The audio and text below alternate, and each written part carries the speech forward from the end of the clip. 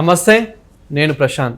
Pastor Praveen పగడాల యాక్సిడెంట్కి ముందు అసలు ఏం జరిగింది, ఎవరెవరిని కలిశాడు, ఎక్కడెక్కడ ఉన్నారు, దీని గురించి అయితే తెలుసుకుందాము. ప్రస్తుతం మనతో పాటు అయితే సీనియర్ జర్నలిస్ట్ దుర్గా వడ్లమణి గారు ఉన్నారు. నమస్తే అండి. నమస్తే మేడం. పాస్టర్ ప్రవీణ్ గారి యాక్సిడెంట్కి ముందు అసలు తను ఎక్కడెక్కడికి వెళ్ళాడు, ఎవరెవరిని కలిశాడు, అసలు ఏం జరిగింది? ఈ మధ్య ఇప్పుడు నిన్నటి నుండి ఒక వీడియో అయితే చాలా వైరల్ అవుతుంది.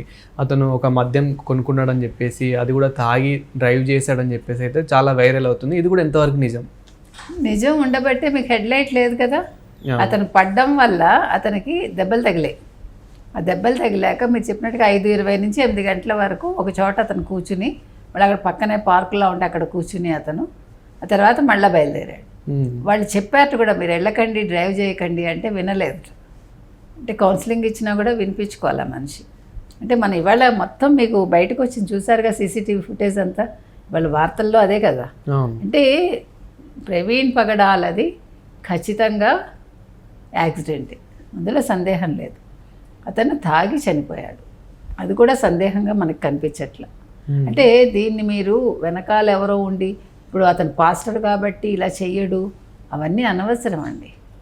ఇప్పుడు మనం మత కల్లోలాలకి మనం కారణభూతులం అవ్వద్దు, మత కలహాలని మనం రెచ్చగొట్టద్దు.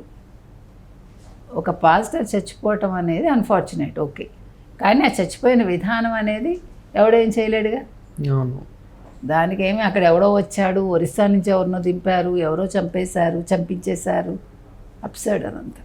ఇప్పుడు మీకు మొత్తం పోలీసులు ప్రతిదీ ఇంచ్ బై ఇంచ్ వాళ్ళు వెరిఫై చేసి, ఎందుకంటే ఇది ఒక మతానికి సంబంధించిన వ్యక్తి కాబట్టి, ఇంతమంది అనుమానం వ్యక్తం చేశారు కాబట్టి, వాళ్ళు ఎక్కడ ఎటువంటి ల్యాబ్స్ లేకుండా, ఎటువంటి అనుమానాలకి తావు లేకుండా ప్రతి ఒక్కటి వాళ్ళు ఎంక్వైరీ చేయడం కదా, దర్యాప్తు చేసి దాని ఫుటేజ్ అంతా పరిశీలించి దాన్ని బయట పెట్టారు.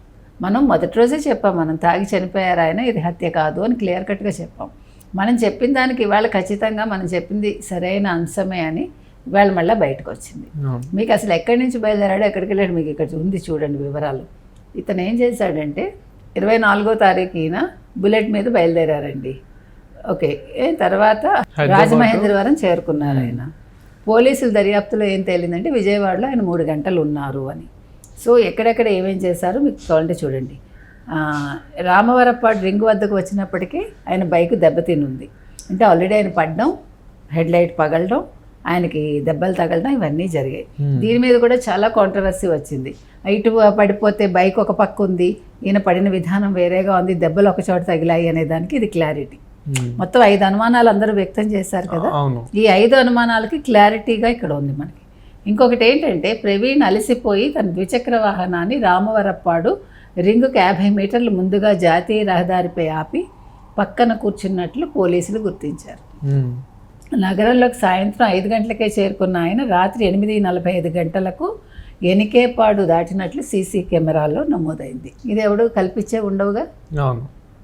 తర్వాత ఆ 3 గంటల పాటు ప్రవీణ్ ఎక్కడికి వెళ్ళారనేది పసిగట్టడం పోలీసులకు సవాలుగా మారింది.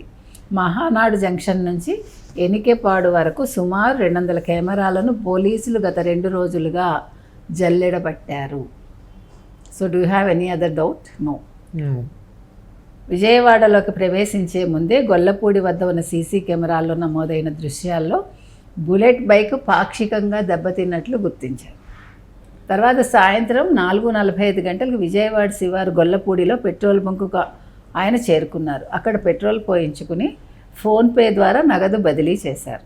అక్కడ నుంచి బయలుదేరి కనకదుర్గ ఫ్లై వంతెన వారధి మీదుగా బెంజ్ సర్కిల్ చేరుకున్నారు. 5:20 గంటలకు రామవరప్పాడు రింగు కొద్ది దూరంలో బైక్ ఆపి కూర్చున్నారు. ఇది గమనించి అక్కడికి వచ్చిన ట్రాఫిక్ ఎస్ఐ సుబ్బారావు అతనికి తాగునీరు ఇచ్చి పక్కనున్న పార్కులో కూర్చోబెట్టారు. తాను హైదరాబాద్ నుంచి రాజమహేంద్రవరం వెళ్తున్నట్టుగా ప్రవీణ్ ఎస్ఐకి చెప్పారు. బైక్ హెడ్లైట్ దెబ్బతిని ఉండడంతో అప్పటికే బైక్ ఎక్కడో ప్రమాదానికి గురైనట్లు పోలీసులు గుర్తించారు. హెల్మెట్ ఉండడం వల్ల ప్రాణాపాయం నుంచి బయటపడ్డారని గమనించారు. ప్రవీణ్ ఫోటో ఒకటి తీసుకున్నారు. పాస్టర్ సాయంత్రం 5:30 నుంచి రాత్రి 8:30 గంటల వరకు అక్కడ పార్కులో విశ్రాంతి తీసుకున్నారు. అనంతరం ఎస్ఐ టీ తెప్పించి ఇచ్చారు. తర్వాత తన ద్విచక్ర వాహనంపై ఆయన రామవరపాడు రింగ్ రోడ్డు మీదుగా వెళ్ళిపోయారు. అంటే ఇక్కడ ఎవరైతే ఎస్ఐ ఉన్నారో సో అతనికి కూడా ఇంటి ప్రవీణ్ అనే వ్యక్తి ప్రవీణ్ అని తెలియదు అనుకుంటాను, నార్మల్ కామన్ మ్యాన్ అనుకున్నారు అనుకుంటా. బట్ ఒక ఫోటో తీసుకొని మాత్రం చాలా మంచి పని చేశారు. అంటే ఫోటో ఎందుకు తీసుకుంటారంటే వాళ్ళు అది హెడ్లైట్ అది దెబ్బతినడం ఆల్రెడీ ఇది అవ్వడం వల్ల ఆయన తీసుకుని ఉంటారు. అవును. సో ఇప్పుడు ఆ తాగాడో లేదో తెలియదు అంటున్నాడు ఆయన. అంటే తాగితే ఇప్పుడు ఆయన అన్నాడు ఎస్ఐ ఆయన ఏమి గొడవ చేయలేదు, తాగిన వాళ్ళు గొడవ చేస్తారు, ఎక్కడ తాగిన వాళ్ళు గొడవ చేస్తారని ఎక్కడా లేదండి. ఆయనకి ఇంకా అనుభవం లేదేమో, ఒకసారి చూస్తే తెలుస్తుంది. అంటే నాకు అనుభవం లేదండి, నేను అది కూడా చెప్తున్నా. అవును. అంటే తాగిన వాళ్ళు కామ్గా పడుకునే వాళ్ళు ఉంటారు, కామ్గా ఉండేవాళ్ళు ఉంటారు, గొడవ చేసే వాళ్ళు ఉంటారు, రకరకాలు ఉంటాయి. వాళ్ళు తీసుకున్న బ్రాండ్ని బట్టి కూడా ఉంటుంది. మీరు తీసుకునే లిక్కర్ మీద కూడా ఆధారపడి, కాస్ట్లీ లిక్కర్స్ ఒక రకంగా పనిచేస్తాయి మనిషి మీద, చీప్ లిక్కర్స్ ఒక రకంగా ఉంటాయి. Plus me body condition, whether it will hold it or not, అది కూడా ఉంటుంది. ఇప్పుడు మీరు తాగాక అది మీ బాడీని బట్టి ఉంటుంది. అది కొంతమంది వాళ్ళ బాడీకి అవి సరిపోవచ్చు, కొంతమందికి సరిపోకపోవచ్చు, రకరకాలు. So he cannot give a statement. నేను అనేది అది. ఇప్పుడు ఆ ట్రాఫిక్ పోలీసు ఎవరైతే సుబ్బారావు గారు ఉన్నారో ఆయన ఏమంటున్నారు, ఆయన తాగారో లేదో డౌట్గా ఉందని. కామ్గా ఉన్నాడు కాబట్టి ఆయన తాగలేదు, అది స్టేట్మెంట్ కాదు. ఎప్పుడూ కూడా స్టేట్మెంట్స్ ఇవ్వకూడదు ఎవరం కూడా. మీకు విషయం తెలియనప్పుడు తెలియదండి అనాలి, లేదు నాకు డౌట్గా ఉందండి అనాలి. అంతేగాని తాగలేదనో తాగారనో ఖచ్చితంగా మన ఎవరం కూడా ఏదైనా సరే మీరు జనరల్ స్టేట్మెంట్ ఎప్పుడు ఇవ్వకూడదు. ఏదో యాజ్ ఇఫ్ మనకు అన్నీ తెలుసున్నట్టు, దానివల్ల చిక్కుల్లో పడతాం మనం. సో ఏది ఏమైనా ఖచ్చితంగా ఆయన తాగారు, చెప్పినా వినలేదు, వెళ్ళిపోయారు, వెళ్ళాక మళ్ళా దెబ్బతిన్నారు. సో ఇన్ని క్లియర్ కట్గా మనకు తెలుస్తున్నాయి కదండి. మేడం ఇక్కడ ఇంకొకటి ఏమంటున్నారు అంటే ఇది నిజమా అబద్ధమా అనేది నాకు తెలియదు, బట్ చాలామంది పాస్టర్స్ తాగరు, క్రైస్తవం ఉన్న వాళ్ళు అసలు మద్యం తీసుకోరు అని చెప్పేసి చాలామంది ఈ మధ్యకాలంలో చెప్పారు. ఇప్పుడు పాస్టర్స్ చెప్తూ మీరు మీకు ఇంకా తెలుసలేదా, బాప్టిజం తీసుకున్నాక ఈవెన్ వాళ్ళు పెళ్ళాక కూడా తాగుతారు కదా, వాళ్ళకి అది తప్పు లేదు. వీళ్ళకి ఇంకా తెలుసో లేదో నాకు తెలియదు, లేకపోతే తెలియక కాకుండా తెలిసే కావాలని అలా చెప్తున్నారు, నాకు తెలియదు. తాగరు, తినరు, వాళ్ళు నాన్ వెజ్ తింటారు, తాగుతారు, అన్నీ చేస్తారు. ఇప్పుడు క్రిస్టియానిటీలు అంటే ఏ క్రిస్టియానిటీ నాకు తెలియదు, వాళ్ళు వెళ్ళి చర్చిలో నేను ఈ పాపం చేశాను నన్ను క్షమించు అని పాపం అన్ని అడిగేసి మళ్ళీ కొత్త పాపాలు చేస్తారని కూడా మనం విన్నాం. సో అది ఉంది కదా. కాబట్టి తాగుతారు తాగరు అనేది వాళ్ళ వ్యక్తిగతం. పాస్టర్లే అయినంత మాత్రం తాగరని లేదు, తాగుతారని లేదు, అది కూడా జనరల్ స్టేట్మెంటే. సో వాళ్ళ వ్యక్తిగతాలు. కాబట్టి నేను చెప్పొచ్చేది ఏంటంటే ప్రవీణ్ పగడాలది యాక్సిడెంట్ అని మనకు అర్థమవుతుంది. ఆయన పొద్దున్నే బయలుదేరి ఆ బుల్లెట్ బండి మీద రావడం, అందులో ఎండలో రావడం ఒక తప్పు, తాగటం ఇంకో తప్పు, తాగాక రెస్ట్ తీసుకోకపోవడం మూడో తప్పు. మొత్తానికి ఇప్పుడు ఆల్రెడీ దెబ్బతిన్న వెహికల్ మీద ఆయన వెళ్ళారు. వెళ్ళాక మనం క్లియర్గా మీరు చూడండి, ఆయన బండి ఇట్లా వెళ్ళిపోయింది, ఇట్లా స్లోప్లో ఇలా జారిపోయింది. ఎప్పుడు జారిపోతుంది, మనం చెప్పుకున్నాం, నిద్ర వస్తే జారిపోతుంది, తాగి మొత్తం ఎక్కువైపోతే మనకు తెలియదు. సో ఇప్పుడు తాగారనేది క్లియర్ అయింది కదా. కాబట్టి తాగి బండి ఏమంటారు అదుపు తప్పి ఆయన చనిపోవటం జరిగిందనేది అయితే ఇవాళ ఖచ్చితంగా తెలుస్తుంది. సో ఇప్పుడు ఇక్కడ ఒకటే చెప్తామండి మనం, అది పాస్టర్ అయినా సరే, ఒకవేళ బ్రాహ్మడు అంటే పురోహితుడైనా సరే, లేదు ఒక ముల్లా అయినా సరే, ఎవరు చనిపోయినా ముందు స్టేట్మెంట్స్ ఇవ్వద్దు ఎవరు. అది హత్య, ఆత్మహత్య ఇవన్నీ కాదు, సహజ మరణాలు ఉంటాయి.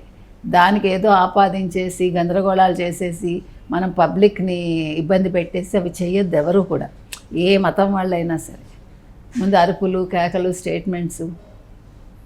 ఇప్పుడు చాలామంది స్టేట్మెంట్లు ఇచ్చారు కదా, ఆయన చంపేశారు, అంతా మత కొల్లోలాలు రేకెత్తిచ్చేస్తున్నారు, ఏంటి మత విద్వేషాలు రెచ్చగొడుతున్నారు, పాస్టర్లను చంపేస్తున్నారు. ఎవడు చంపేస్తాడు, ఎందుకు చంపేస్తాడు? మీరు మీ బిహేవియర్ని బట్టి ఉంటుంది ఏదైనా. అంతే. ఎవరిని రెచ్చగొట్టేలా మాట్లాడి. ఇంకొకటండి, ఏ మతం వాళ్ళైనా పక్క మతం వాళ్ళ గ్రంథాలను కానీ వాళ్ళ ఆ గ్రంథాల్లో ఉండే ఆడవాళ్ళని కానీ కించపరిచేలా మాట్లాడితే ఎవడు ఊరుకోడు. కాబట్టి ఎవరిని ఫస్ట్ మీరు రెచ్చగొట్టకండి. అంటే వేరే మతాన్ని తీసుకుని మీ మతాన్ని మీరు అభివృద్ధి చేసుకోవాలని అనుకోకండి. మీ మతంలో ఉండేది మీరు చెప్పుకోండి, అది ఇష్టమైన వాడు, ఆకర్షితులైన వారు వస్తారు, తప్పులేదు.